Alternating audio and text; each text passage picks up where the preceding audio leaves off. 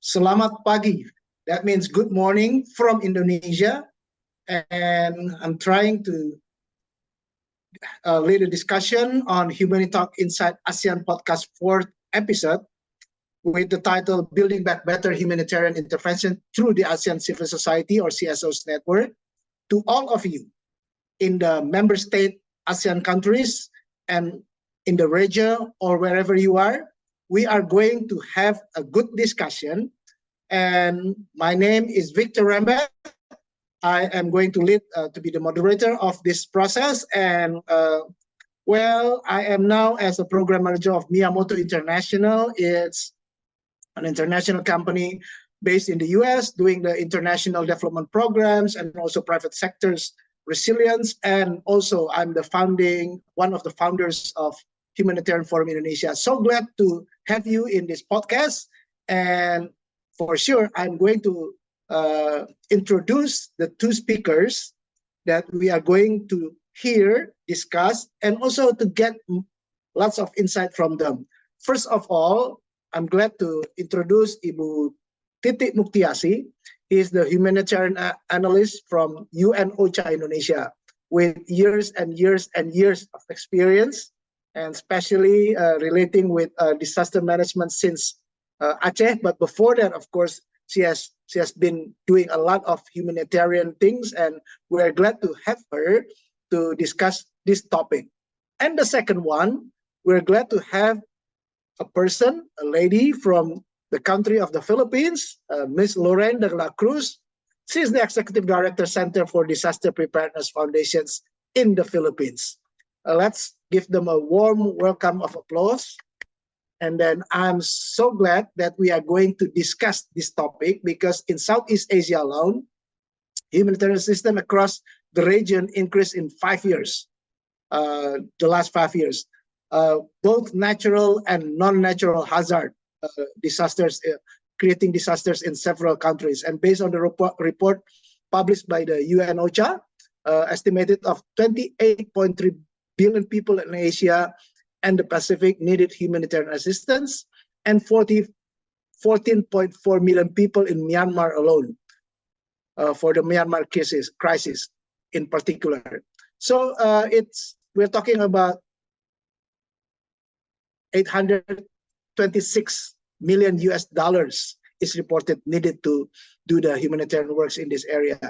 In addition, cited from a Relief Web publication, it is reported that 4 tropical cyclones in the Philippines led to economic losses and numerous humanitarian problems in the Southeast Asia regions, Indonesia, and all others. Of course, we realize that we live in the area that prone to disasters.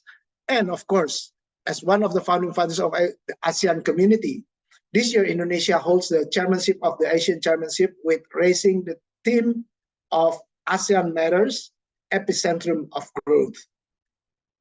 This chairmanship will become one of the greatest moments to deliver the message of humanitarian circumstances and intervention, and needs to be prioritized by ASEAN leaders as well as keep this issue on its relevant agenda of the upcoming this week summit event. This is something very relevant. We're talking about building back better. We're talking of the engagement of CSO, and we're also talking about as the epicentrum of growth. Of course, natural disasters and non-natural hazards slow down the growth, and it could actually reduce the growth of economic and others in this country, and then the development process could be halted and then could be in a serious problem if we don't think about building back better.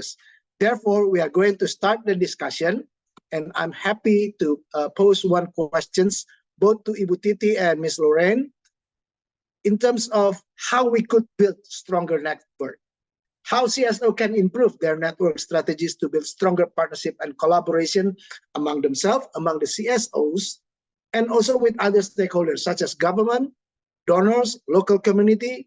And please do, Ibu Titi first, if you can explain in 2 minutes, and also Loreine, how we could build these stronger networks. Thank you, Victor. Thank you. On the question how to make the CSO being able to strengthen their networks, both from the government and the government. What I see is actually, and it is very interesting and encouraging to see in Indonesia. We do have a number of coordination mechanisms, and I see that from year to year, we see that the engagement of CSO into the coordination mechanism is stronger. So what I will say is that for the CSO to be able to strengthen their networks, they need to actually follow and then attending, participating, joining whatever coordination mechanism which is being built. Because as we do understand that each coordination mechanism which is being built has its background, purpose, and then also nature. So some people say that there are too many coordination mechanisms, but to us in OCHA, coordination is actually through the circle of coordination. So you have the rings of coordination, and we do have so many rings of coordination. For CSO to be able to update themselves, to connect with the network, then unfortunately they will have to really see which one is actually the key, and then being able to join the rings of coordination, expanding their networks through the coordination mechanism, and then being able to learn from others on how to strengthen themselves in a programmatic one, in an operational one, and then expanding their view, including the standards, the value. And I see in Indonesia it is working well. I see that the NGOs, the CSOs, they are really keen to joining the coordination mechanism, both developed by the government and also non-government. I will stop there. Thank you, Bu Titi. For sure, I could probably later you could elaborate the roles of international organizations like UN OCHA in Indonesia to create the forum for the CSO, talking with the government, with donors, and all others. But that's you can explore that later. Thank you so much, Ibu Titi. And Loreine, give us some experience and how is the challenge of building networks in the Philippines? Thank you so much, Victor, and thank you, Titi. You've mentioned coordination. Yes, in the Philippines, we're very much active also in coordination mechanisms and engaging both national and local government units in line with responding to the needs in preparedness and response. For CSOs, we are considered essential actors in designing, in delivering DRM and preparedness for response. We are particularly important in the last mile delivery and reaching the most excluded communities. As such, as CSOs, we offer significant knowledge and perspective that could be better integrated into disaster preparedness and disaster risk management work. CSOs should and must be at the table for shaping national priorities and designing preparedness and DRRM schemes. Their presence would safeguard the poorest and most excluded people and ensure that the design of approaches is informed by an understanding of community livelihoods, vulnerabilities, coping mechanisms, and the specific challenges facing women, the marginalized, and excluded groups. CSOs can improve performance and reduce risk by strengthening governance, accountability, and learning. Preparedness and DRRM can be politically challenging, especially at the national level. By working as full partners, CSOs can help build political support for better DRRM arrangements and hold governments and DRRM providers accountable for decisions and services provided. CSO expertise, like in monitoring, evaluation, and learning, can also support wider efforts, demonstrating impact and supporting scaling of proven approaches. The CSO network In the case of the Philippines, where CDP is one and very much active, like in Disaster Risk Reduction Network Philippines, initiate after-action review from those participating in humanitarian emergencies or responses. In the after-action review, the participating organizations, whether bilateral or multilateral, can draw learnings and lessons for purposes of anticipatory action in the next round of humanitarian emergencies or response. Thank That's you. from Thank my you. part. Thank you. It's good for you to mention Ibu Titi's race coordination, and from your side, it's something that we can see that it's something that community and also the vulnerable people, and therefore when we are trying to engage with the community and vulnerable people, we come to the second point that we would like to discuss is about increasing local ownership. How you could now get back to you, Loreine, if you could just elaborate more, highlight the importance of increasing local ownership in humanitarian intervention, because you mentioned about monitoring, you mentioned about after action review, and then including the community. How increasing local ownership in humanitarian intervention to ensure sustainability and effectiveness.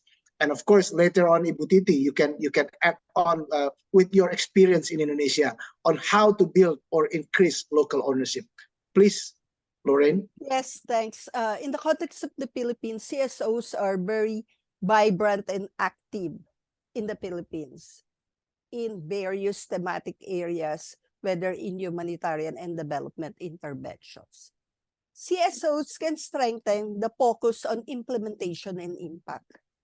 As a vibrant DRR community, already being deeply involved in contingency planning, linking governments and communities, and bridging local and national planning, in fragile contexts, CSOs can often the only partner able to access communities and deliver services in contested areas to reach their goal of leaving no one behind. CSOs have always been instrumental in capacitating communities and empowering them to lead their community-led actions, and as first and last responders whenever hazards turn into disasters. Affected populations and communities need to be placed at the center of any and all humanitarian and development interventions. CSOs are engines of innovation. Their proximity to communities and being relatively agile, in terms of organizational structures, it enables them to develop and test new approaches that can be taken to scale by others. Thank you. Ibu Titi, could you elaborate more on this local ownership? Before you answer, actually, this podcast is done by Dompet Duafa and Oxfam Indonesia. So this is also a localization process. So Oxfam work together with Dompet Duafa, a local national organization, and who could reach out to more community level. Both Oxfam and Dompet Duafa. Ibu Titi, if you can explain more about this. Yeah. The efforts for us, particularly OCHA, not only OCHA, but the UN in general, and I think the international community, because we see the resources of Indonesia has been in so many ways. For us in OCHA, we have been actually inviting them and including the national NGOs in our humanitarian country team. So we have 3 representatives of the so many NGOs in Indonesia, thousands of NGOs in Indonesia. We have Humanitarian Forum Indonesia with its member, and then we have the Indonesian Society for Disaster Management, and then we have the National Platform for DRR sitting in our HCT, in our regular meeting. That is one. And then the second one that we are thinking is actually really building local player is the national cluster. I think similar to Philippines. And we do realize that on coordination, you need to build the capacity. At the initial stage, the support is actually from the international lead cluster, to facilitate the coordination. But year by year, we are bringing more NGOs, national NGOs, and even local NGOs in joining, facilitating the coordination with the government. So they're sitting together with the government, sitting in the planning during the operations, expectedly, but of course, it needs more effort and support. So the second after the ECT is the national cluster, making the national NGOs, local NGOs be part of those teams who are supporting the government in facilitating the coordination. And we see Human Initiative, MDMC, Dompet Duapa, they are playing so much role in working at the local level, bringing the local view into the discussion at the cluster meeting together with the government. And the third part that we are trying is actually looking into possibility of engaging the NGOs, the national part. For example, on the issue of disability inclusion, yesterday we had a meeting and we are aiming to have the consultative forum where actually we have the government, the non-government, and particularly the NGOs working on disability to sit together, talking together with the government, deciding on strategic issues. That's the three things that we are working. And in addition to our regular government NGO Red Cross meeting, where we are trying to bring the experience, good experience from the NGOs, from the government, from the international community, sharing it and then trying to see how we will be able to work together. So that's what we are trying and nurturing in the country. Wow. So local ownership is happening both in the Philippines and Indonesia, and we're sure it's more and more in this area. And for that reason, we are trying to see that the theme of ASEAN Matters, epicentrum of growth cannot exclude the local ownership of the people. So this is not just about international works, it's not just about international organization and all the national government, but more so on the local ownership. Thank you again. And the third thing that I would like to have a discussion on is how we could leverage private sector partnership. How CSO can leverage partnership with the private sector to improve their humanitarian intervention efforts and sharing resources. As we are aware that in the Philippines, there's a PDRF, which connect lots with the works of DRR and also humanitarian efforts. And also in Indonesia, there's a new development that probably 1 year you can explain more, Ibu Titi, how Kadin started a new unit called Social and Disaster Management Unit, which makes them now even probably 5-fold or 6-fold compared to before they had it as an association, as a chamber of commerce. So I would like to start with Ibu Titi again, explaining this, and then after that, we would like to hear from you, Loreine, about PDRF in the Philippines, which has also been quite a good example for others in the global world. Please, Ibu Titi. On the engagement of private sector and also involving CSO in the disaster management, what we are trying from OCHA is actually since 2017 we are trying when the idea of on the initiative of connecting business initiative comes, we are trying to find the champion, and we started from Jakarta, where and then we try to, well, they are trying to expand it, having the association working on disaster resilience. So in 2018, 2019, they are trying to make the association, and Chamber of Commerce is part of that association, at least represented. The effort is not so easy, and then we are trying to find who is actually would like to become the hub of CBI, the Connecting Business Initiative. And by 2020, by the end of 2020, finally, Kadin with the new election of the chairpersonship, and then they are actually looking into the sphere of work in Indonesia and in the world regionally and internationally.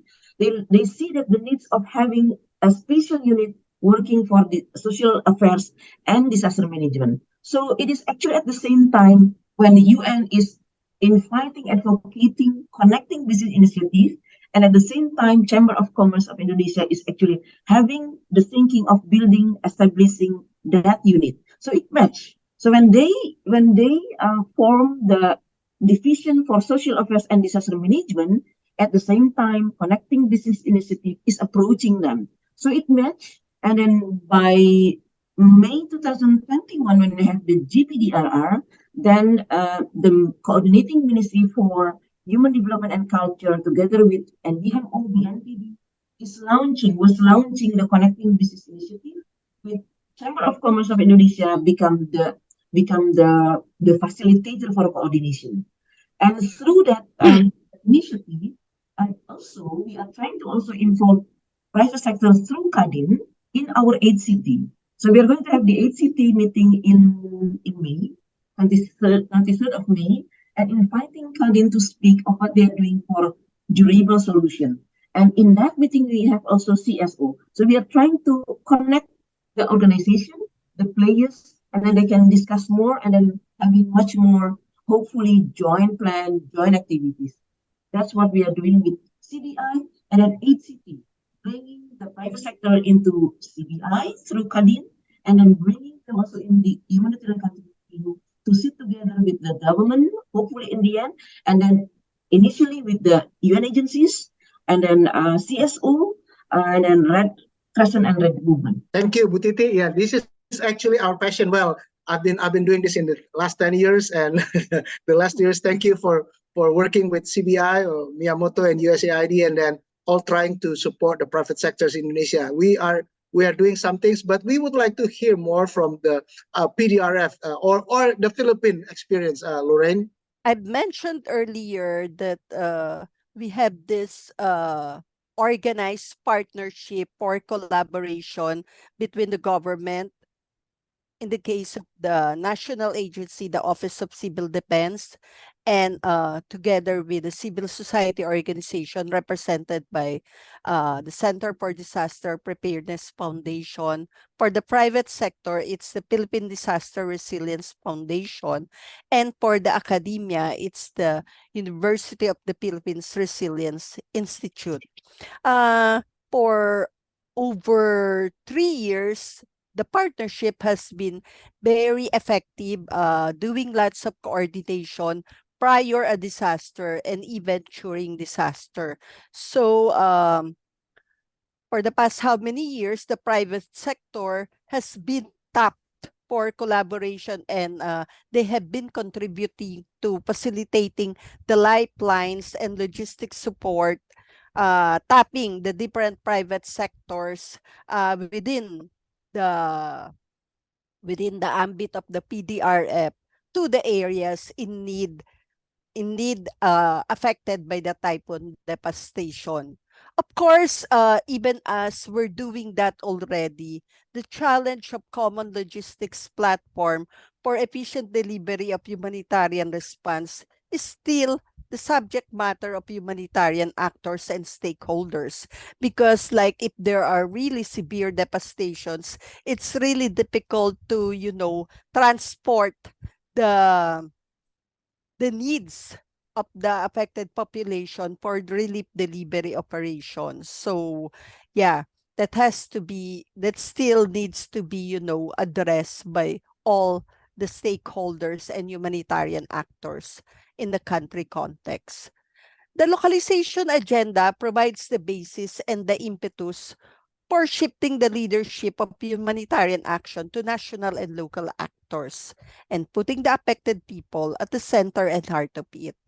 With the localization agenda, the decolonization of aid becomes an important concern for humanitarian actors to ensure that the sovereign will and leadership of country actors are considered and given paramount significance. Aid and support must be as direct as possible, if possible, without any more intermediaries such as the INGOs and the UN bodies. For all we know, it's really the local civil society organizations, the local government units, and community-based organizations are really the first and the last responders on the ground. So, over to you, Victor.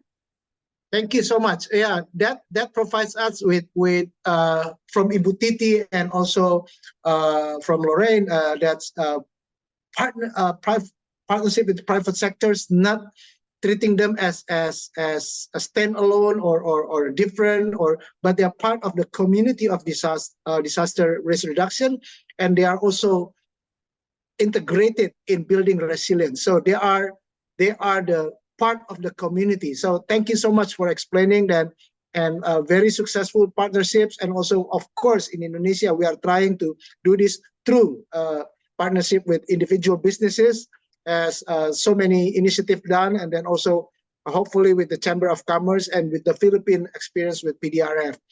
The next one, because we are talking about building back better, I would like you also to mention something about recovery, because partnership with government, partnership with private sectors, and then stronger networks of CSO doesn't always happen in pre-disasters, doesn't always happen in emergency response, but talking about building back better, because we're talking about epicentrum of growth. When disaster happens, we are sure that we need to build back better. And therefore, in connection with that, the future direction and message to Indonesia Championship, would you please discuss the future direction and action? Is this something that we need to say to all the community of ASEAN as people of ASEAN member countries, and then also to try to explore in the region what opportunities, what approaches can be utilized, and how can the ASEAN member states support the CSO to build better humanitarian in the region? Ibu Titi, would you like to say this in 2 minutes, and also Loreine in 2 minutes as a closing statement as well? So what I say is that humanitarian response, humanitarian activities is not a standalone topics. When you are doing humanitarian response, at the same time, you have to think about the recovery. Let's say early recovery for recovery. So by experience, our CSO has been seeing that when you are only providing humanitarian without thinking of the early recovery and then recovery at the end, then you just provide the humanitarian response without thinking about the future of the people. So I learned is actually working with the private sector, not only for emergency response, but also for recovery. And they are also working for preparedness. They are working for livelihood for the people. So the notion is that more and more we are seeing the linkage between humanitarian and development, including recovery there. And then more and more we are learning that when we are thinking about humanitarian, we need to think about the action after the response of the effect or responding to the impact of the disasters. And by doing that, we are thinking of building back better, building back safer, and working with so many actors, not only within our circle, let's say CSO with CSO, but CSO with the government, CSO with the private sector, CSO even with the universities and community organizations who are actually really strong at the early stage of emergency response. Thank you, Ibu Titi. And Loreine? I think at this point in time, working in silos should be the thing of the past, and looking at the connectedness of the work that we do, like when we do preparedness, we are ready for emergency response. And when we do emergency response,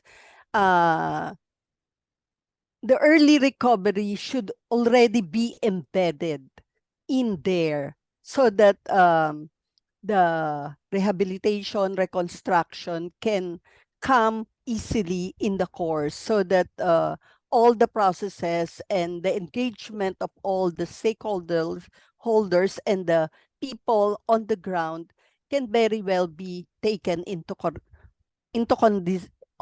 consideration right from the very beginning. For the ASEAN, I should say that the world population now lives in an era of global vulnerability. The concept of disaster risk reduction must be broadened to include the actions and processes creating the conditions for disaster. These conditions are being created at a faster rate than the present efforts at disaster risk reduction. Vulnerability at a global level requires a re-examination of the locations of responsibility for policy and action. It is no longer sufficient to rest the responsibility for preventing and managing disasters at the local and national levels, and limiting international action to humanitarian responses of forecast, warnings, evacuation, relief, and reconstruction. There needs to be a recognition of a new collective global responsibility for natural disasters in the way that this now exists in the context of climate change. The concept of vulnerability must be expanded to bring about new and more effective responses to the processes creating the new reality of global vulnerability. I think this is one thing that the ASEAN should somehow start thinking or rethinking. In the context of CSOs, it is important to unlock the potential of CSO engagement fully. CSOs' current levels of engagement in disaster risk reduction and management are still relatively constrained. Let's face it. There is a demand within the CSO sector to increase the breadth and depth of preparedness of CSO's knowledge of and engagement in not only in preparedness and response, but on the whole nexus of DRRM and CCA and humanitarian development and peace. Right now, the efforts for localization, the efforts that contributes to working for the good society that we want, having social justice and greater equality, we really need to make it as part of the efforts of all stakeholders, no, including people's organizations on the ground, the communities and localities. This needs to be considered at the ASEAN level as well. That's from my end. Thank you so much, Loreine. As we are coming to closing, we're so glad that both Dompet Duafa and Oxfam Indonesia are the ones that supporting this podcast. That in itself, creating a building stronger network and increasing local ownership. And for sure, when we're talking about building stronger networks, we are still facing the challenges, and both Loreine and Titi says that there is some development that can create the forum, the media that makes this even better and stronger to face the challenges of all the humanitarian problems in this region. And for sure, in the topic of increasing local ownerships, we heard from both from the Philippines and from Indonesia that it's in process. We are quite optimistic that local are being taken seriously to own this part of humanitarian efforts, and the wording of including the vulnerable people and then the excluded communities and all the ones that's probably the powerless are something that we are trying to discuss further, but also to make more efforts for the increasing local ownership. And when we heard about leveraging private sector partnership, we are also hearing the good news, at least future forward, that we have been doing good things, both through the collaboration with individual businesses in the subnational level, but also in the national level.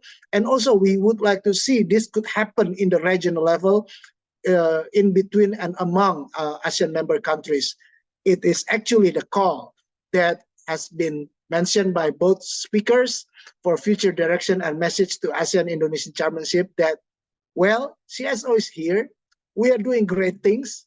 and we could be a partners of the government, and we could collaborate with all actors in terms of providing humanitarian efforts that are to dignify people, and then also to make things happen in this region.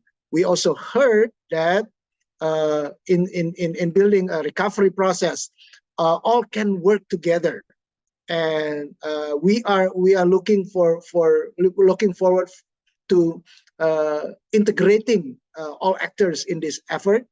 And I'm sure when Loreine says about challenges for this is still happening in Southeast Asia country, we are also talking about we have hope and we have something potential, and the capacity could be developed, and we need to speak the same language.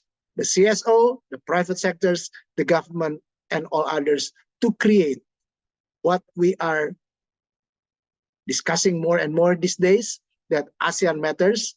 We would like to be the epicentrum of growth. And CSO could play a very important role. Private sectors, governments, all can work together. Thank you so much. Thank you again for Dompet Duafa and Oxfam who support this podcast. And thank you all. And let be ASEAN be the people of resilience, where we can show the example as epicentrum of growth. Thank you.